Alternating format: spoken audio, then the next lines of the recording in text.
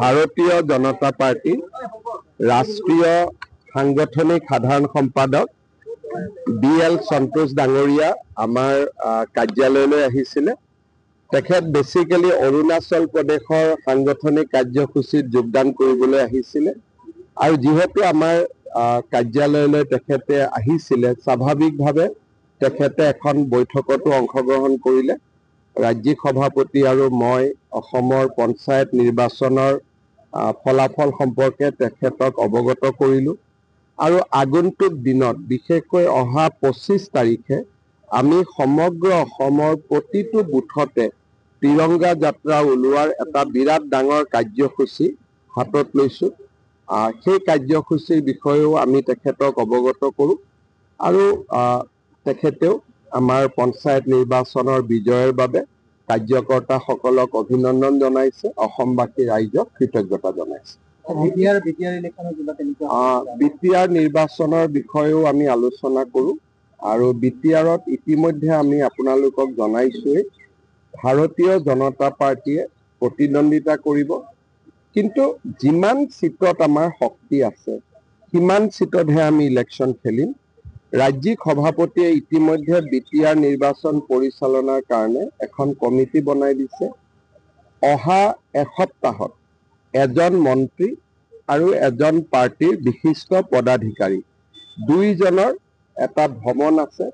কোনোবা কোকৰাঝাৰত যাব, কোনোবা চিৰাঙত যাব, কোনোবা তামুলপুৰ, কোনোবা বাক্সা, কোনোবা ওদালগুৰি। তেওঁলোকে ঘূৰি আহি আমাক প্ৰতিবেদন দিব। 7 দিন তেওঁলোকে কাম কৰিব। 7 দিন ঘূৰি আহি আমাক এটা প্ৰতিবেদন দিব যে আচলতে আমি কিমান সিটত কণ্টেষ্ট কৰিব পৰা আমাৰ শক্তি আছে। যোৱাবাৰ আমি 25টা সিটত খেলিছিলোঁ, এইবাৰো আমি আশে পাশে সিটতে আমি প্ৰতিদ্বন্দ্বিতা কৰিম। আটাইবোৰ সিটতে আমি প্ৰতিদ্বন্দ্বিতা নকৰোঁ। UPPLৰ লগত আমাৰ এলায়েন্স নাথাকে, কাৰণ তেখেতসকলেও অকলেই খেলিব, কিন্তু UPPLৰ বিধায়ক আমাৰ মন্ত্ৰীসভাত আছে।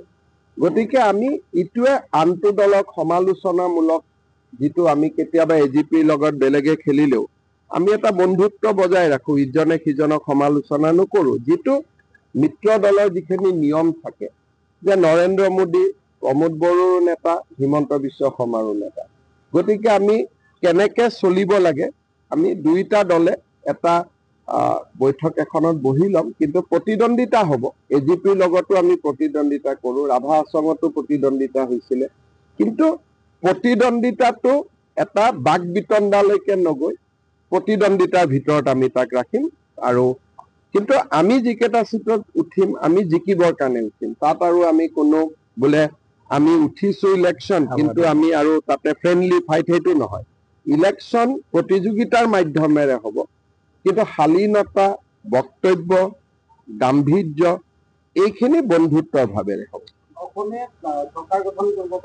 আমি অকলে চৰকাৰ গঠন কৰাৰ কথাটো এইকাৰণে নাভাবোঁ, কাৰণ আমি ভাবোঁ যে বড়োলেণ্ডৰ এটা বিশেষ বাস্তৱিকতা আছে আৰু আমি 25টা সিটত উঠি 20টা সিট জিকিব নোৱাৰোঁ। আমি খেলিমে 25টা, 20টাটো আমি জিকিব নোৱাৰোঁ। সেইকাৰণে নিৰ্বাচনৰ ফলাফলৰ ওপৰতে চৰকাৰ গঠনৰ কথা আহে। যিহেতু ফলাফল ঘোষণা অক্টোবৰলৈকে বাকী আছে, এতিয়া আমি ইমান চিন্তা কৰা নাই।